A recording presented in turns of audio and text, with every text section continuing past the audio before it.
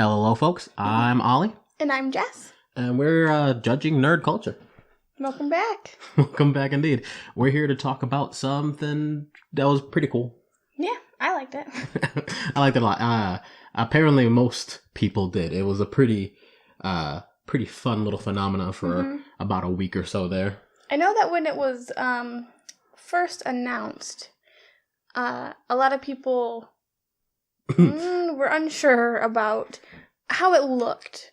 The pictures didn't look very good. Yeah. Let's be fair. The costume tests were a little rough. I personally was a believer. Mm-hmm. I thought he looked freaking identical. They were the same person. I was convinced immediately. And if you're wondering what we're talking about... You probably read the title, so you know. Yes. Would you like to tell them what we're talking about today? Yes, we're talking about the Netflix's adaptation of The Witcher. The Witcher. With Henry Cavill. That's not Cavill? what I said. Cavill? Cavill. I used to think there was an E at the end. I don't know why. I would rarely know the name of any celebrity, so... You could have told me anything regarding what his name actually is, and I'd believe you. But yeah, we're going to be talking about the whole Witcher Netflix adaptation, which I do not know a whole lot about The Witcher, to be quite fair. Mm-hmm. I played game number 2. Yes. And started game number 3. Didn't play it for a very long time. Tried to go back to it, and I was like, oh, your save doesn't exist. Mm-hmm. And... Yeah. And neither of us have ever read the books that it's adapted from. Not. So, if you're here, if you're a hardcore fan, and you're getting real angry at us because we don't know what we're talking about, you're not in the right place. You're not. This is not the folks you're looking for. If you're looking for long-time Witcher fans, we are barely fans, and we just like this show. Yes. I think if it, continues, I'll be I'll be a fan. I think now that I know that it was adapted from a book, I'd be willing to go read it. Yeah, I mean, I wouldn't because I'm not super big reader, but if you read the books to me, I'll happily listen. Yeah. I have some notes, not a lot, some notes on my computer. Just quick little blurbs of things maybe we'd want to mention or things we, I don't know, might think of that are interesting to people. So one of the things that I understood from this whole thing was that Geralt of Rivia was a witcher, and witchers are known to have no emotions, or at least they're very heavily rumored to not have any emotions. They have 2 emotions, horny and angry. Yes, but those are emotions, and people are saying that he doesn't have any. Mm-hmm. But he's angry all the time. That's an emotion. He's annoyed all the time. That's an emotion. He's in love with someone, which is an emotion. Yeah. And he gets sad once in a while, which is an emotion. Oh my god. We haven't even got into the whole this is what happened in the show thing, but the scene where he's just talking to his horse made me really sad. I was like, oh, Geralt, you lonely fuck. But yeah, yeah, it's a little bit of a disconnect with the things they say, and it's like, Geralt, the emotionless, the Witchers, they don't feel, they just want money, and it's like, Geralt is just a pouty boy. Yeah, he's human too. Maybe that's the whole thing. Maybe it's supposed to be everybody thinks one thing about him, but in reality, even though he's tough and doesn't show a lot of emotions, he's soft on the inside. No. So a lot of shows do that, where they have this whole a number of times I've seen the idea of someone is devoid of emotion because of this, that, or the other thing, and the people are negative towards these people for that reason. But then, oh no, they actually do have emotions, and all of this negativity is making them sad and this and that. And that's fine. That's a thing that happens in media sometimes. Mm-hmm. And I don't think the Witcher did a bad job of that by any means, but that trope in general fucking tired of it. Yeah, I mean, everybody loves a tough boy, though, I guess. Yeah. Like, if it was just everyone's mean to the Witcher, so he's like, puts on like a tough face, I'd be okay with that. I think that's kind of cute. Yeah. but Geralt is not supposed to be cute. That's true. He's supposed to be a tough man. Yeah. But I don't know, just the idea of like, eventually find out that the reason the rumors of the Witcher being emotionless started is because they're just upset that people are mean to them, so they try to hide their emotions, and that's it. They're just trying to not cry. That's why they seem emotionless. Oh, jeez. One of the things that you brought up, actually, while we were watching the show, or while you were telling me what was happening, because you watched the first episode before I did, but was he goes to this town where, even though he has white hair and like yellowy eyes, he is the most attractive. He is the most handsome man there. But yet everybody's like, oh, he's ugly. Oh God, look at him. Oh, he's a Witcher. Yeah, I was like, oh, you are a mutant. It's like, his mutation is being fucking handsome. I guess. Yeah. Everybody else they're just, average folks.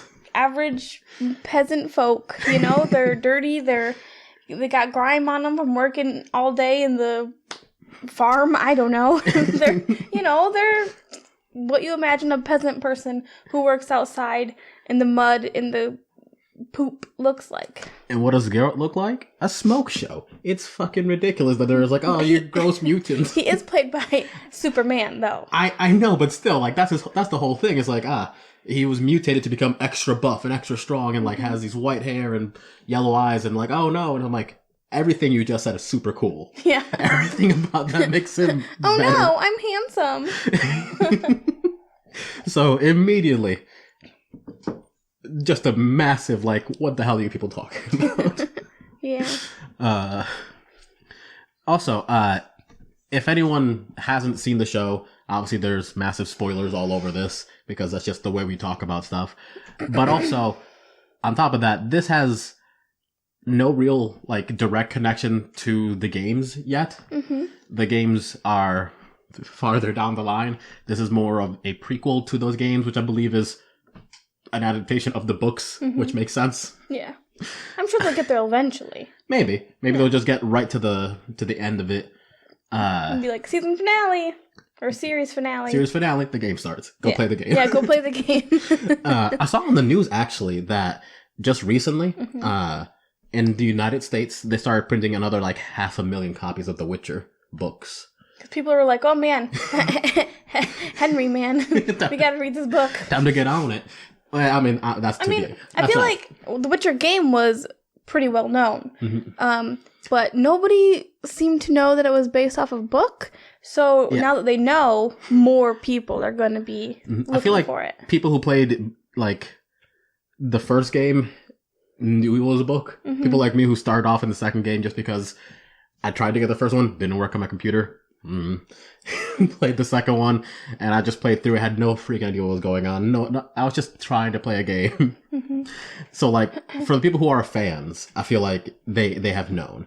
But people who, like, played a little bit here, just tried to be casual about it, maybe people who just got in on number 3, because it was the whole open world thing, maybe many of them had no freaking idea what was going on, like, who any of this book's nonsense was. But yeah. Yeah. This isn't a review of the game, but I did see you play the game little pieces. And what I saw, it looked fun. Like, it looked visually pretty cool. Like the creatures and everything, but it seemed clunky. Okay, this might be my own doing. I was playing on my computer at the time, and it wasn't the best. So, like, it might have been that my computer wasn't able to run it up to snuff. Maybe. And also, I was having a hard time playing it for various reasons. So I downloaded a bunch of mods, which might have also made it clunkier. Yeah. Because the carry capacities are stupid. Fuck them. I don't play with that shit. Anyway, sorry about that. Anyway, is there anything you want to say about The Witcher? I have notes. If you want to look. I'm down for just giving a quick reminder of like what actually is the point of the show, like what's the driving force. Go for it. And the whole premise of the show is just something bad happened in place A. You don't remember the name, do you? God, no, not even close. Lion Kingdom? Lion Kingdom. They call her the Lioness. Yes. I want to make fun of you for not remembering it, but you don't remember it either. Yeah. I remember their names. Like, I remember the names of the queen and everything. I do not remember the name of the place. Oh my god. What is the name of the place? So, after some extensive research, we determined we don't know the name of any of these places. Yes. So we cannot find it. And we cannot find it online or within ourselves. So we've searched deep in our hearts, and it is not there. It is not there. So I'm gonna go ahead and say the kingdom with the lioness and Ciri. That's Kingdom A. The evil kingdom that attacks them is Kingdom B. Okay, so I'm going to guess that Kingdom A. So we know she's Cintran. So is it Cintria? Cintria. Cintra, I think maybe. And then the other place. It's like Nifgard or something? Yeah, it's not like. I think it might be Niflgard. Niflgard? I don't know. It's something sounds. It sounds very Nordic, but it's not. All right. So we start off the story with Cintra. Yeah. It's just a happy day, whatever. Niflgard attacks. Yes. Cintra. Anyway, they get attacked. Everything goes to crap. And Ciri has to abscond. She's got to get the hell out of Dodge because they're looking for her because she was the moon baby or whatever. And the majority of the story, it revolves around the idea that Geralt needs to find her and that she needs to find Geralt. And then also, there happens to be a witch fucking shit up somewhere else. Yes. Yennefer. Yennefer. So Yennefer is the witch. Her story and Geralt's, the only reason they combine is because they bone. And that's literally it. Otherwise Yennefer would just be like, it's a cool story. I enjoyed her story, but in the grand scheme of things so far in the series, there's really no point in getting to know her other than she's Geralt's girlfriend. Yeah, like her whole story is about like political intrigue and trying to keep control over the world as one of the various witches of the land, and making sure the Niflgard doesn't attack Cintra because this and that reason, and then so on and so forth. So like her story is just outside of like everything that else is going on, and you. I'm sorry. Hello? This is the alert system with Visa MasterCard account services with important changes to your... Sorry about that. I just got a phone call right in the middle of our recording. So, what I believe I was saying was that her story revolves around what's going on. It looks at what's going on, but she has no idea. She has no connection to what's actually happening until she happens to meet Geralt. Mm-hmm. And she just happens to meet him when she's like, I don't know, taking a sabbatical from that whole political side of stuff, because she at one point decides, I need to get my uterus back because I look beautiful now, but I also want a baby. Mm-hmm. Which is fine, but like she signed a waiver saying, yeah, take it out, give me my good looks. And I was like, maybe this was a mistake. Yeah. And again, nothing against wanting to have a child or wanting to look beautiful or both, that's fine, but then her story arc is like, they took this from me. It's like, you like shook his hand and agreed to it. Yeah, you told him hurry up and do it. Don't let me think twice. Like, so every time she gets upset at Geralt for saying, yo, who cares? It's like, yeah, he's being a little insensitive, but at the same time, you chose this. Like, yeah, well, this is your fault. This is your doing. You can't be angry. Yeah, also, just adopt. Be a super magical witch lady and adopt a baby. Like, I understand her wanting to have control of her body and wanting, even if she didn't have a kid, just wanting to be able to have that choice. Mm-hmm. But she did have that choice. That's the thing. Like, I actually really like the idea of her story being one of trying to gain control of one, like, to gain autonomy, especially in the political life climate that we actually exist in. That's a cool story. But that story was, she decided to say, fuck that shit. I need this because this gives me power, which gives me control over even more than just that. Mm-hmm. And that's interesting. That's a cool story. I'm not super big fan of it going back to just, well, I need to have my uterus back to feel whole. Yeah. I wasn't a big fan of that. Yeah. Like I still liked her. I still think Jennifer. I still think she's really cool, and I love her whole, man, I don't even want to be here right now. Why don't I just kill everyone and leave sort of attitude. Mm-hmm. Just now as you were saying that, it also kind of gives off the vibe of, like, saying a woman isn't whole without her ability to give birth. Yeah. And that's not cool. Not cool.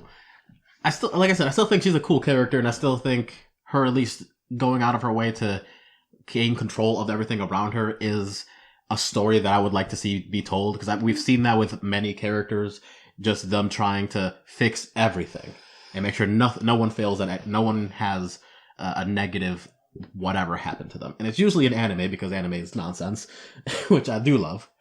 But it's usually male protagonist characters that have that story arc. So it's interesting to see it be around her. But the fact that it revolves around her uterus makes me a little sort of like, meh. Yeah. But yeah, the rest of the story is just eventually she meets up with Geralt, and then the two of them find Ciri together. And that's where the series ends. The three of them eventually do meet each other. Lo and behold, the purpose of the story ends up happening. Yes. That's one of the things that was really confusing during our time watching The Witcher was the time lapses. Like, there was future, present, past. Mm-hmm. Like, yeah, because the story starts off with Yennefer. Well, it starts off with Ciri's story, but that's the farthest down in the that's stuff. in the past, or it's in the future. That's the let's call Ciri's story the present. Okay. Geralt's story is just slightly in the past, mm-hmm. and then Yennefer's story starts way farther in the past than that. And then the three of them continue on together during the show until eventually Yennefer catches up with Geralt. They and then slowly start, like, one storyline goes a little bit slower than the other, and they eventually collide. Exactly. And I don't know, on paper that sounds interesting. Mm-hmm. Watching it was just nonsense. Like, we didn't figure out exactly which one was past, present, future until, like, almost more than halfway through the series. Yeah, it wasn't until Geralt hangs out with that hedgehog guy, and it's like, oh, this is okay. She hasn't even been born yet. Exactly. Yeah. So, it took a while for us to put that together, and I don't think that was necessary. Yeah. That weird time thing. Yeah. But it was, a good effort. Yes. An interesting idea. An interesting way to tell the story. But yeah, that's the story. It's these three characters meeting each other, trying to find each other, trying to deal with the clusterfuck of government and social structure that exists. Yes. And that's The Witcher for you. So we've sort of peppered this little talk with, like, some interesting moments, some things we didn't like, some stuff we did like. But what is the highlight of this show for you? Or would you rather start with, like, the bottom of the barrel and then go for the highlight? Maybe the bottom, because I'm not sure yet what the highlight would be. Okay, well then let me start that over. What would you say is the worst aspect of this show?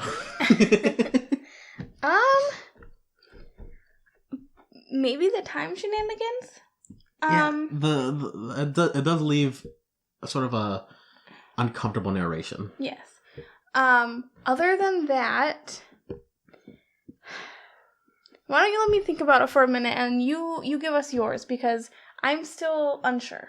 Okay. For me, I think the least good, because I don't think it was bad. It's just the least good. Mm-hmm. Part of this whole show was Jennifer's storyline not because it was bad, but because it had potential to have a more present day narrative that was more relevant to the people now, and that was more about actually gaining autonomy rather than focusing on a woman's worth being her ability to bear children or whatever. And I know that in the end, it's going to be that she chooses to treat Siri like a daughter, and she's not going to worry about needing that power for her worth. But that still just makes it about motherhood and about this other stuff, which is fine. Motherhood is cool. But it just seemed like her storyline could still lead to that, could still lead to all this stuff, but it could be about her being unwilling to relent her desires for anything. She's like, I want to help make the world this. I want to push the world towards this. I want to do this and that. And then along the way, encountering these people that either get in the way or that maybe alter her worldview. And that doesn't mean that she stops. It just means she goes and adjusts and continues forward. That would be the story that I would love to see for Jennifer. One that's 100% about her, Yennefer. One that's 100% about her pushing back against anything around her and maintaining her autonomy. Mm-hmm. So that's where I'm laying it out. Yeah. Okay. I think my least favorite part was how it was set up, the time frames, whatever you want to say. I don't think I have a lot of negative things to say about the show. I think Geralt, I would have liked to know more about him, like his past, but I feel like maybe we'll get to that. Hopefully we'll get to that. Hopefully. There was a flashback, and then maybe he met his real mom. Oh yeah, that was a thing when he was dying and maybe met his mom or his spirit mother who was like a witch also. Yeah, that was very confusing. And was it a fever dream? Did he actually meet her? Who knows? But I think just sometimes it tries to be maybe mysterious or creative, but it just comes off as maybe a little confusing. Yeah, it tries to have that air of mystery. Like you have to figure this out and understand. You have to try and figure out the nuance and try to piece together the mystery at hand. But in the end, it's just like, all right, I'll try to piece together the mystery. But was that in his head? Is this even happening right now? I can't make up a theory if all these things are just fake. Mm-hmm. And I don't know if they are or not because this narrative flow is not reliable. Yes. And I agree with you. That was not great. Mm-hmm. Yes. And I think my favorite parts were, I really liked the character interactions. I liked whenever Jaskier and Geralt were together. That was pretty funny. Oh, yeah. I really liked Ciri and the elf boy or rat boy. I really liked all of it. The creatures were really cool. They really brought the creatures to life. Yeah. I don't want to seem boring because I don't have any real opinions on The Witcher, but it was just good. I didn't have a lot of negative things to say. Yeah, I mean that's fine. I mean, you don't need to have negative opinions about a thing to be cool. You don't have to be that person.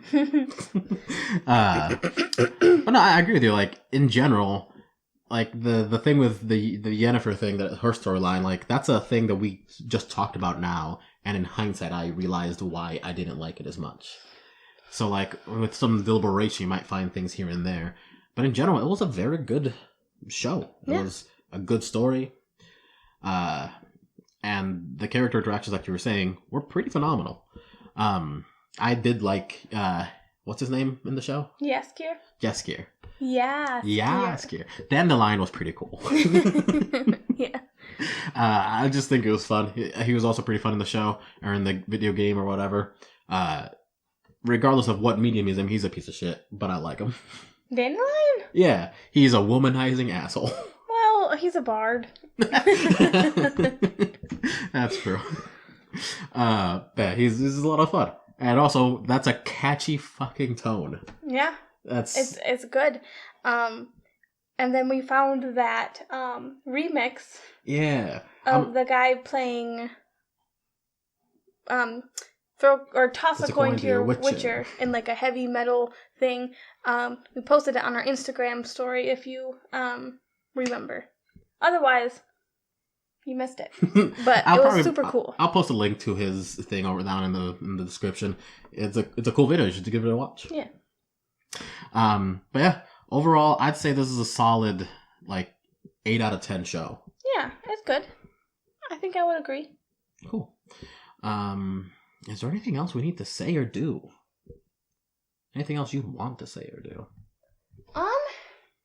So, I don't know, Witcher, even though it's like a fantasy land, it does, like with Yennefer and the elves and stuff, deal with some modern problems that we've, been dealing with for forever.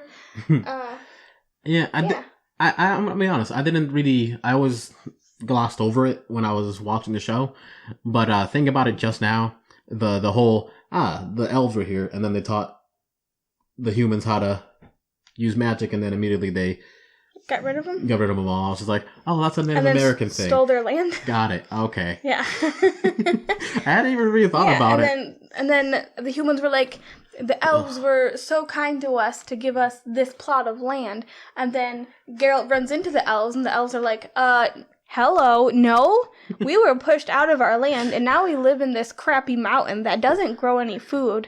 We want our land back, but humans suck. Humans do suck. So yeah, humans. Yeah. They suck. Always and forever. So do you think this show has obviously you were just saying there's a lot of things that, despite its fantasy dressings, are just things we see in our history sort of retold in a more novel fantasy setting. Do you think it's the way it dresses it makes it maybe culturally relevant still, or is it stuff that's I don't know, less critical to what's going on in our world right now? On a scale of 1 to 10, how important is this show, you think? Well, I don't think people are going to watch it because they're like, oh, this has cultural relevance. But if you do watch it and, you want to talk about it, I feel like a lot of those things will come up with, body rights and, racism and,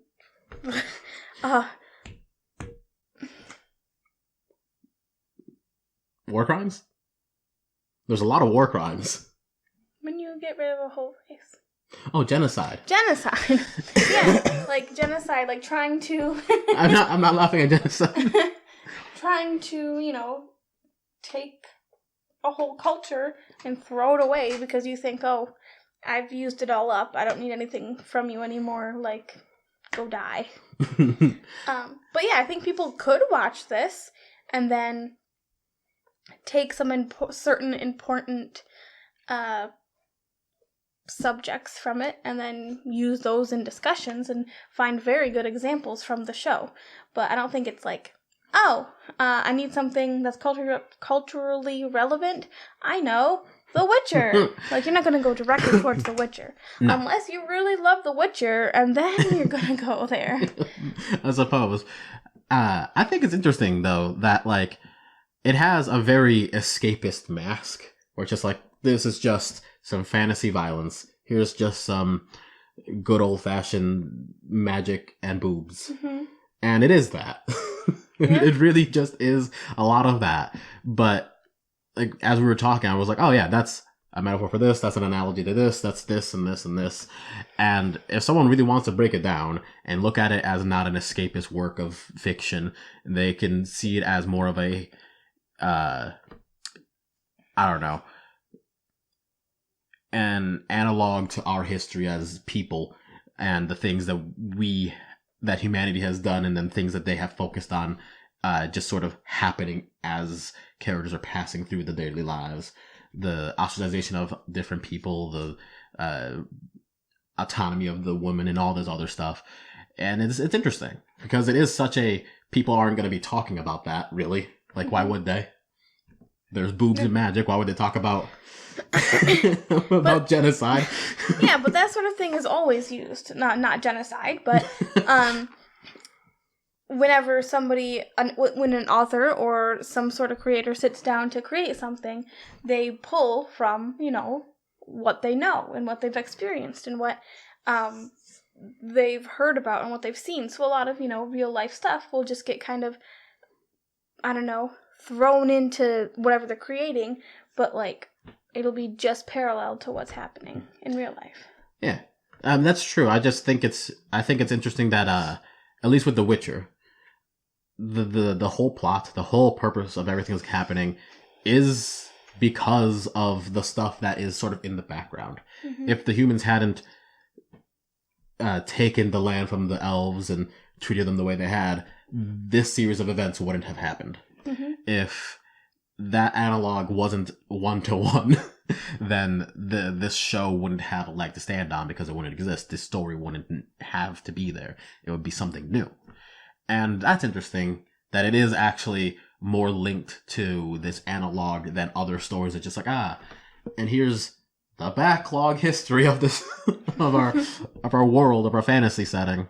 So I'm gonna give the show a little bit more praise for that, because I didn't actually think about how well it actually did integrate that, because it did a pretty decent job, better than I had initially noticed. Mm-hmm. Yeah. All right, so let's get off the heavy stuff for just a brief little bit and finish off with a little something kind of light. Yeah, go for it. Then I don't even know if we already talked about favorite character. Favorite character. My favorite character is Dandelion. Of course. Dandelion's the bull. I really like Jaskier. I really love Yennefer too.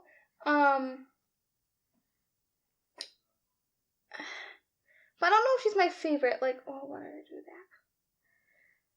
that? So, I like Jaskier because he's funny and he is always there. He's very persistent. He's very, very stuck to Geralt. Even though they hardly know each other. He's always singing, which I really appreciate. He's also a great PR guy. Yeah, he's just really great. He's such a good friend, and I don't know. There's something about him that's like, yeah, I like this guy. Yeah, Dandelion or Jaskier is ride or die, mm-hmm. and you gotta respect that. Yeah. And Yennefer is cool. I liked her story. I liked that she, from nothing to, now she's got everything, whatever. She's just working her way to it. But I don't know. She's a very good actress, and I don't know. She worked really hard to get to where she is, even though now maybe her story's a little meh. She still worked really hard to get to where she is, and I don't know. She's just kind of fun, and also I like witches. Yeah, witches are always cool. They're unanimously always cool. Yes. I agree. Both of those characters are great. But the Law of Surprise is my favorite character. That's it. The Law of Surprise is my favorite character because the other person is the damn Porcupine Man. Well, visually, I love him. Oh, the Porcupine Man is awesome. I don't know his name. Sorry. Yeah, I forget his name. But he's really dope, that Hedgehog Man. Hedgehog Man is the coolest. But we're not talking about Sonic. My favorite thing about him, though, is they sort of make some throwaway lines about it regarding he can be man at midnight or something like that. Mm-hmm. And something they talk about the eclipse happening some time ago and blah, blah, blah, blah, blah, blah. And I looked into it a little bit because I was a little confused about a number of things. And it turns out that during the eclipse, he was able to become fully human and not have his whole porcupine self out, which is when he met the princess and they canoodled and then they had Ciri, and that's a whole thing. But the thing that was great about him was that previously he had saved the king of that area, of that zone, Sintra, and declared the Law of Surprise for his reward. And then when he showed back up, the Law of Surprise that he claimed was the goddamn princess. What a fucking boss. What nonsense bullshit is this? I want to be king now. Thank you very much.